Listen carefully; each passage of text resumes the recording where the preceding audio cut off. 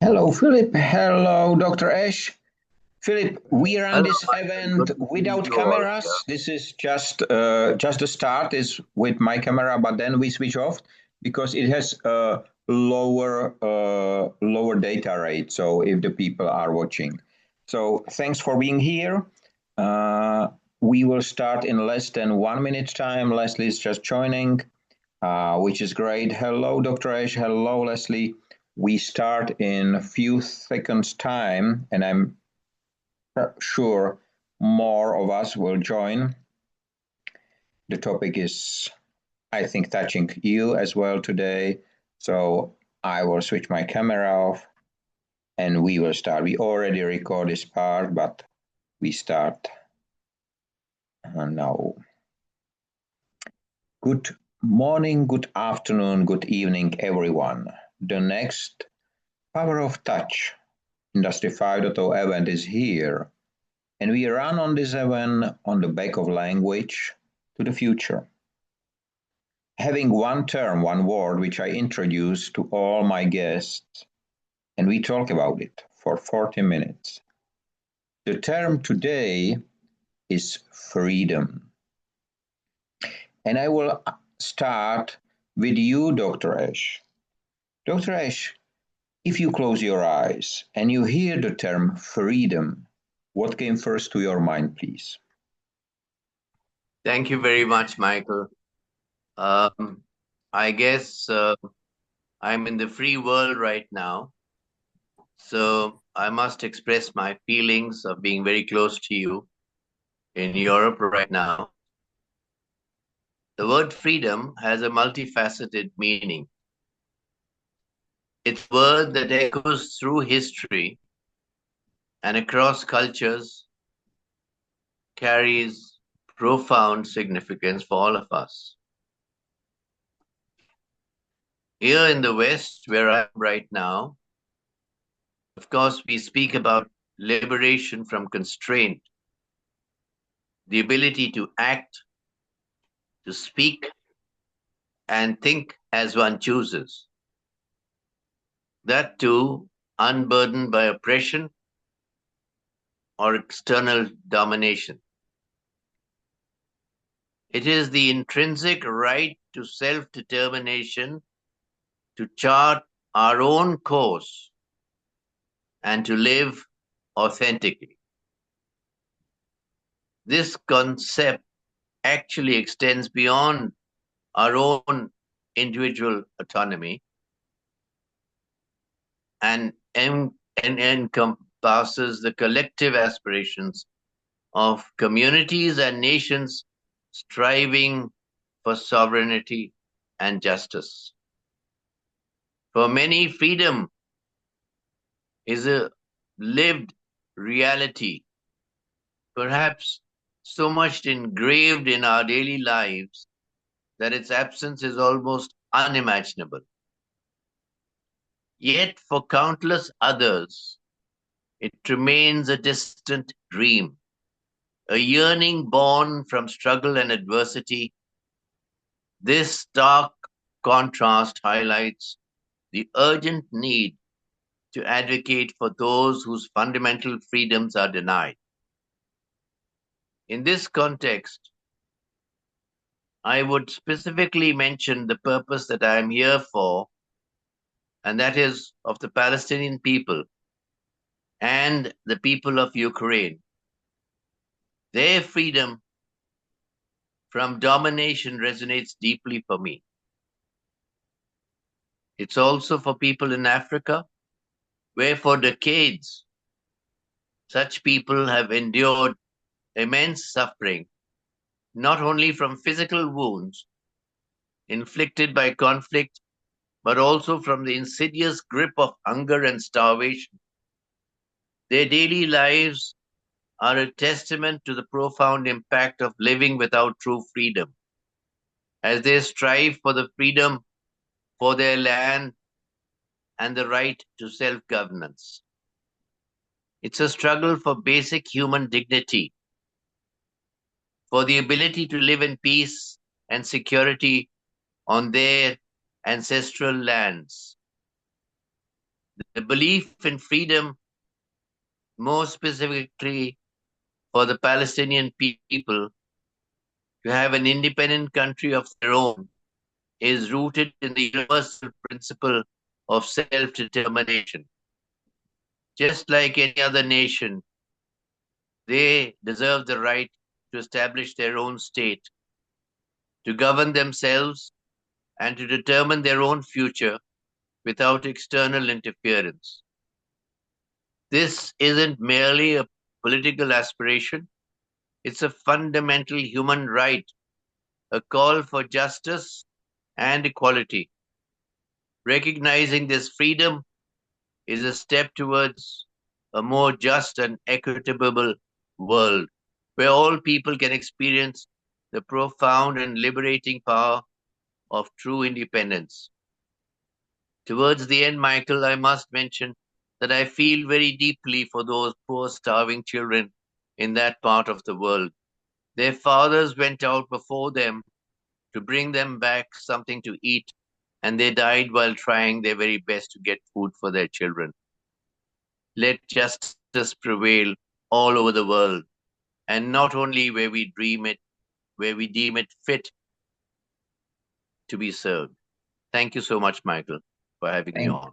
thank you very much, Dr. Ash. Leslie, you was the second one to join the call. So please, if you close your eyes, what came first to your mind?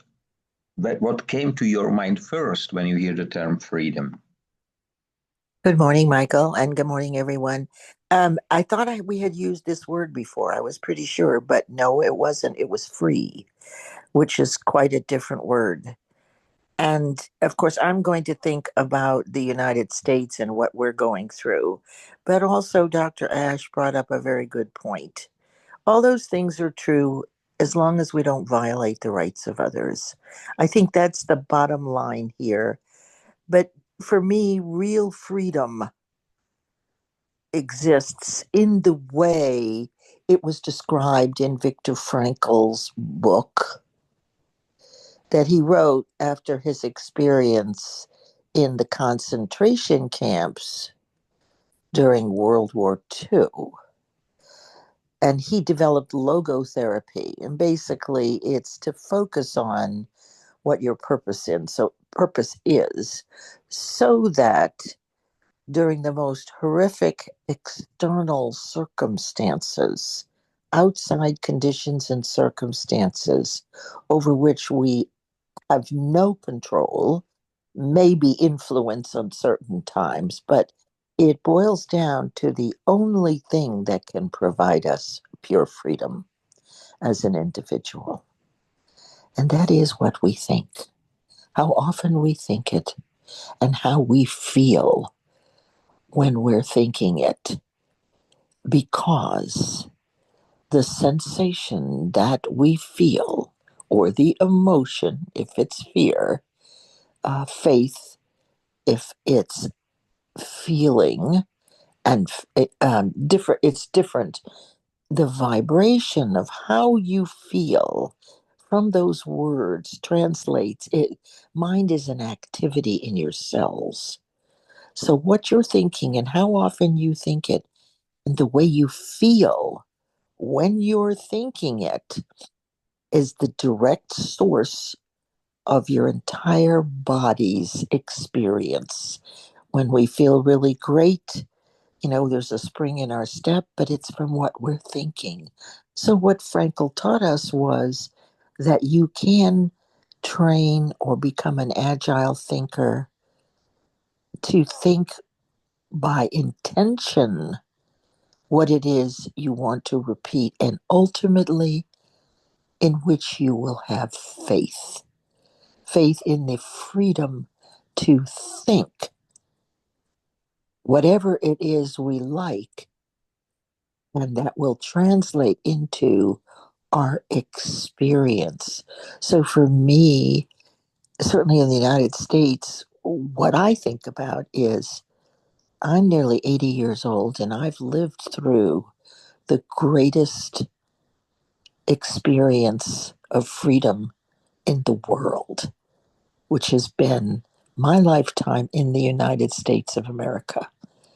And now, as we face the reversal or the slipping back, which is the law of vibration, we're either growing or disintegrating. We are now in the space vibrationally of moving backward, losing some of those freedoms. My concern is that my children and my grandchildren are going to have to do and live through what I did when women couldn't buy a car without a husband, when women were ignored. And this is the truth in many parts in the world. But we made really great inroads over the last 80 years. And while it's so sad to see it slipping back really 50 or more years, it then, like a pendulum, will again turn.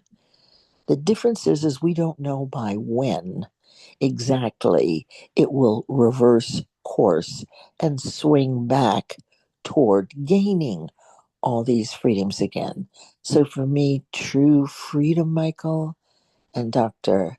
Ash and everyone here, is how much you can control what you're thinking to live the life that you prefer living, one of freedom.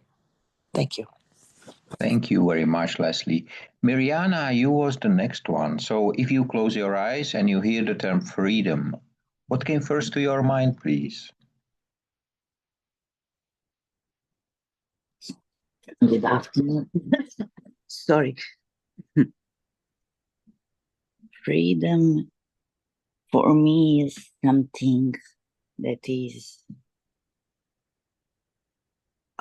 basic.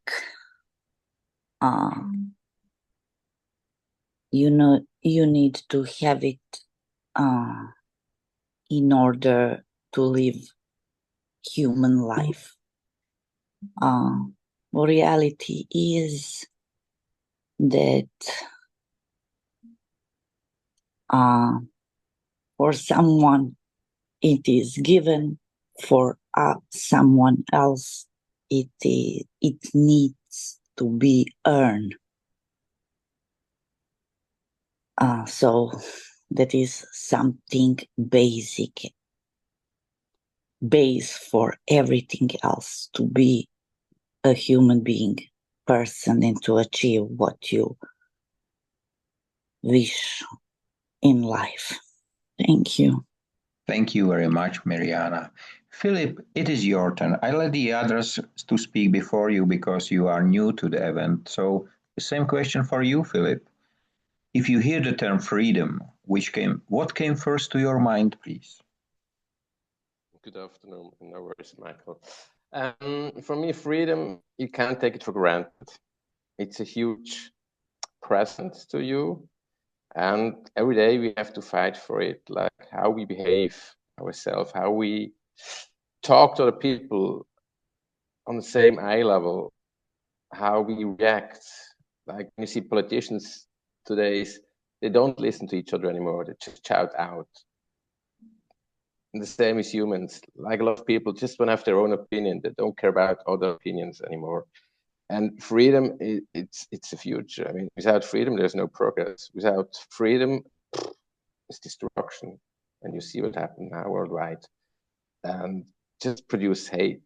And freedom is so important for the whole planet. I mean, without freedom, sorry, there's no life really, only destruction. And you see what happens for generation. There's so much hate.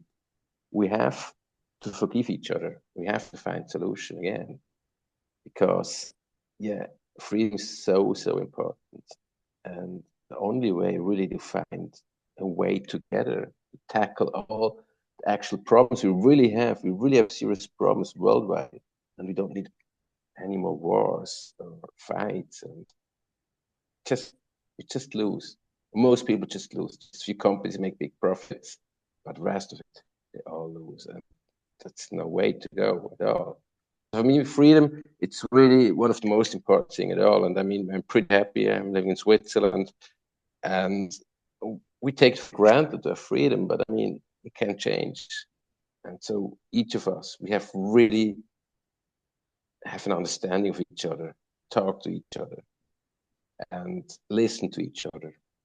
And yeah, we have to fight for freedom every single day. That's my part. Thank you very much, Philip.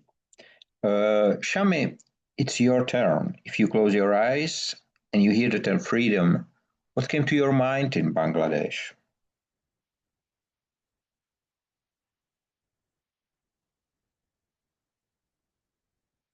We cannot hear you, Shami. You must unmute yourself. You can try. Yes, it should be fine now. Hello, Michael. Hello. Thank you, everyone, for a contribution, power of touch, freedom. And you like to say Bangladesh, but I will now, when I close my eyes, I feel what is the freedom? Freedom is without bearing physical, emotional, and digitally. It means creating a world where technology serves humanity, not control it. Where every touch, a handshake, a helping hand, or a digital interaction, empowering individual to live with dignity, autonomy, and purpose. As a country of Bangladesh, human rights to choose, to express, and to connect. They are not developed and try to freedom everyone. Thank you, Michael. Thank you very much. Tracy, the same question for you. If you close your eyes and you hear the term freedom, what came first to your mind, please? Hello, everyone. Hello, Michael. Freedom. When I saw this word in your invitation, I thought about none of us have the complete freedom because there's nothing absolute 100%. But then I thought about the only thing I could think of will be the birds flying in the sky, or maybe even the fish in the ocean. And I can do none of them. I do not fly. I do not swim. But would I have for freedom? I would say my free mind. The things in my head is never going to be taken away by anyone. Thank you, Michael. Thank you very much, Tracy. And thank you all for the first answer. For me, I ask all the time a friend of mine who is here as a doorkeeper generally in the offices where I'm working in. And I asked her this time, because she does not speak English, I asked the freedom really in English, and she started to smile because she said, I see peace. And she understands that freedom and peace is not the same, but it is part. One should be the part of the other. For me, when I hear about freedom, very strongly resonate the musical Hair, which not everybody knows, but it was a Czech musical made in America, generally by the Czech director, Mr. Foreman. And it's very, very strong movie and musical. And this all came to me. So as the freedom in my life, in my work, and what you just described, it's so unbelievable that, I think Philip says that it's not granted exactly. And this is why we have to fight for it, not with weapons, but with kindness, with the ability to stretch the hand, with the power of touch. And that's all why Industry 5.0 it was here, because the wasteless word is the word of freedom. And Usi just joined us. Usi, if you close your eyes and you hear the term freedom, what came first to your mind, please?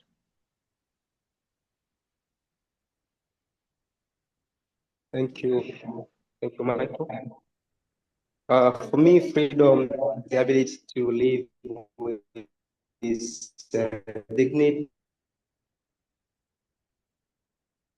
is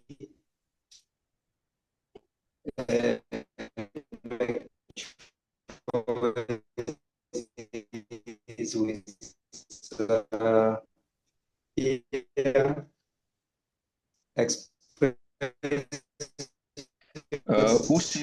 Usi, I am very sorry, but Usi, unfortunately, no matter who you are. Unfortunately, it is not just absence of chains of control. It is a presence of unity. I hear you.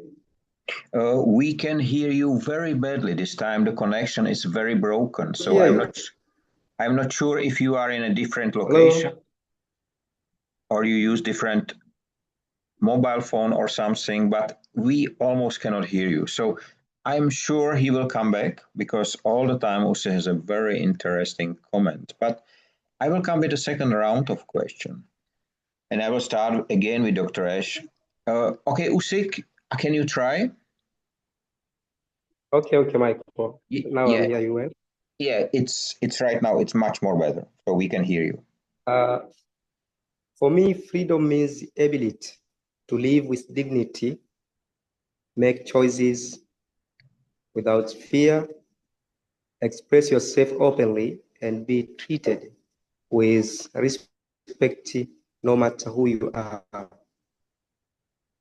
It is not just the absence of chains or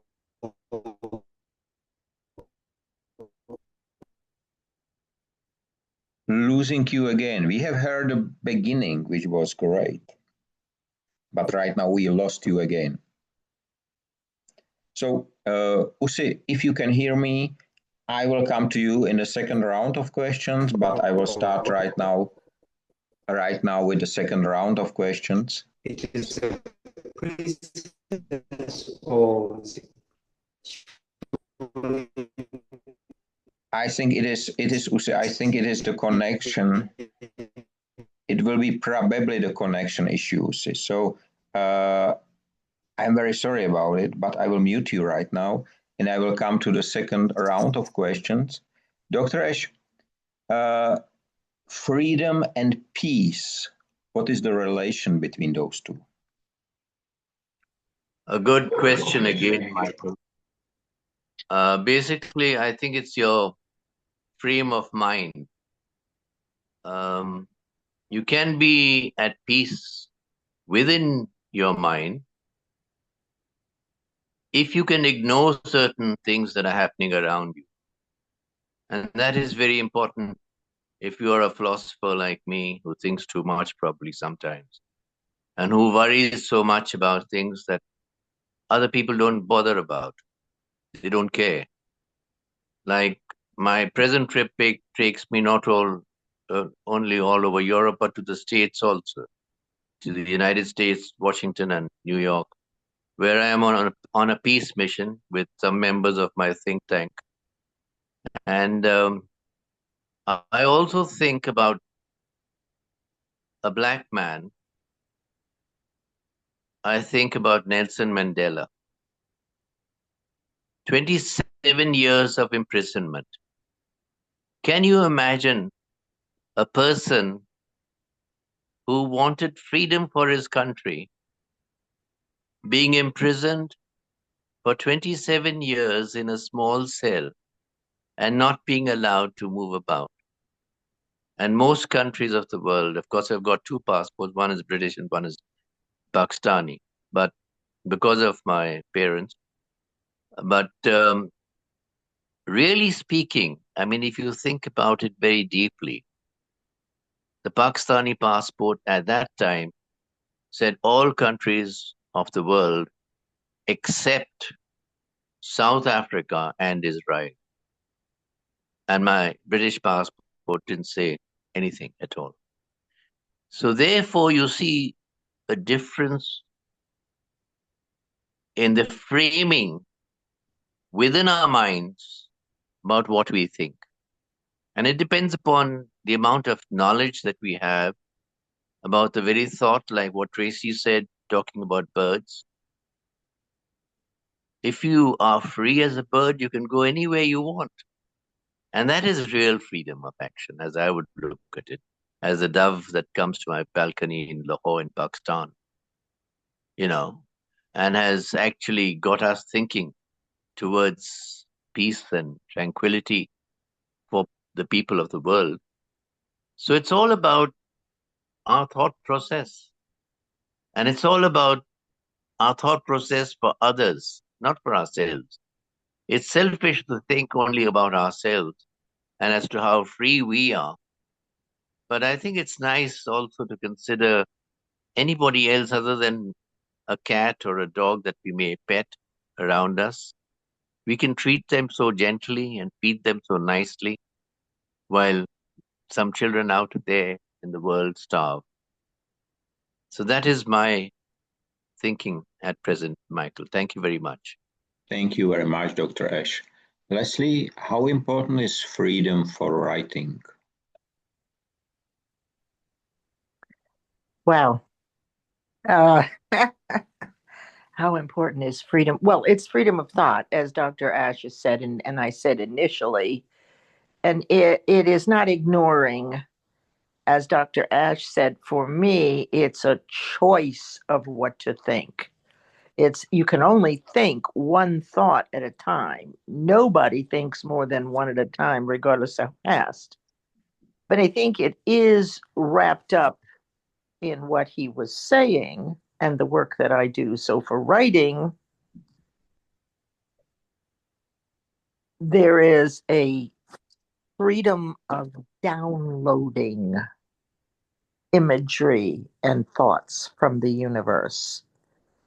And so you have to be able to shut down your fears, the fears that I'm not the right one, who wants to read my book, or the fear of poverty, how am I going to afford to get it written, right? Or the fear of old age, am I too old to do this? Or the fear of illness, am I too sick to do this? And am I old enough to die before I get it finished?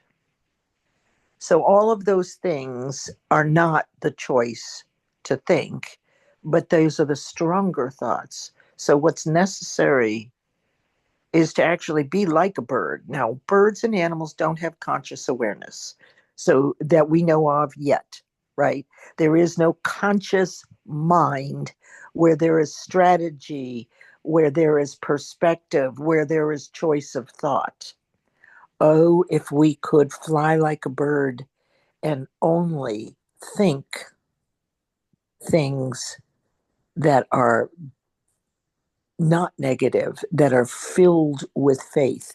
We cannot, based on universal law. So, because I believe we are co creators, and through our intuition, that is where the universe lives with us.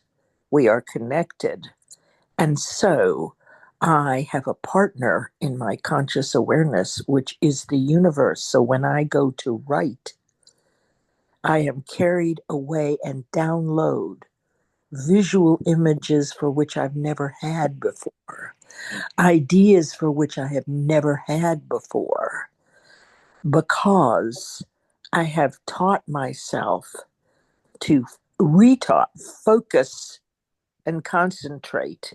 And I will tell you that over the 25 years that I've been doing my work in personal development, this is the biggest problem. That we don't have control over what we're thinking, that only about 5% of people actually think, right? 93%, let's see, what is it? 2% of people think. 3% of people think they think, and 95% of people would rather die than think. So the access to what a writer gets when they're writing, and anyone who's written, I think, will understand and has had this experience where fear isn't an issue. Worry about ourselves isn't an issue. This is heart-centered thinking with the universe locked arm in arm with me. And for those few moments, now it's fleeting. It's an absolute fleeting experience. But I believe it's really heaven sent that we can focus on this imaginative thing or whatever it is we want to write about. And our partner, our next door neighbor, the universe, is at our side to protect us from fearful thoughts so that we can get the download of the clear imagery and translate it to paper so that other people can experience what only I have experienced in my own unique way. Thank you, Michael. Thank you very much, Leslie. I would like to give the word to Ussi. I hope, Ussi, it will work for you. So my question to you, Ussi, the second question is, how do you think is connected freedom and the digital world?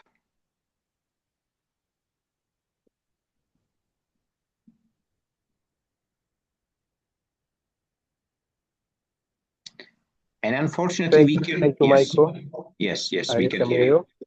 Yes. True freedom is not measured by words alone.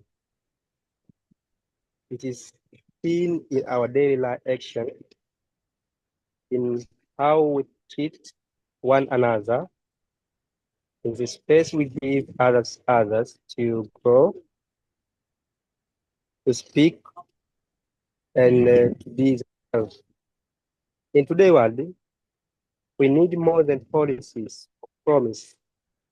We need the power of human touch, the kindness, care, and connection that remind people they matter. This human touch is what turns freedom from any idea into lived reality. And when we talk about freedom, we must also talk about a Western world, a world where no one is left behind, no voice is ignored, and no life material is thrown away. Because when people are silently just losing potential, we are wasting human value. Freedom is not just something written in law or speeches. It lives in how we listen to others, how we stand up for justice, and how we make space for everyone to be heard and valued. So today I invite my fellow Tanzanian and global citizen to pause and reflect. Are we all freedom to be protected? Thank you very much. Unfortunately, the very end was broken, but we Freedom have must not understand. be selective. If we desire to defend those same rights for others, especially those. Thank you, Usi. We have heard most of the message. I have a question for you, Mirjana, because the digital world, human need freedom. But do you think that freedom can be found in the digital world?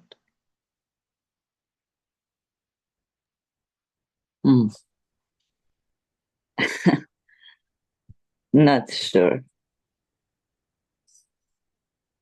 I'm not a good person for this question because I know too much about it.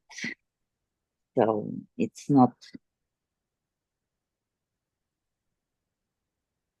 it's not like users of digital products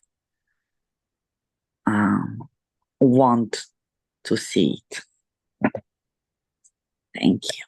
Thank you very much, Mirjana. Just to tell to everyone, we have less than 4 minutes time because today the topic was very rich. And I would like to ask Philip, because he is the Industry 5.0 ambassador in Switzerland. Philip, you have been here for the first time. What is your feeling about the Power of Touch event? I think it's quite interesting to listen to different opinion from around the world. I mean, that's important thing. You have to understand other people. You have to get to know, so we have freedom. Because if you don't understand, you're afraid.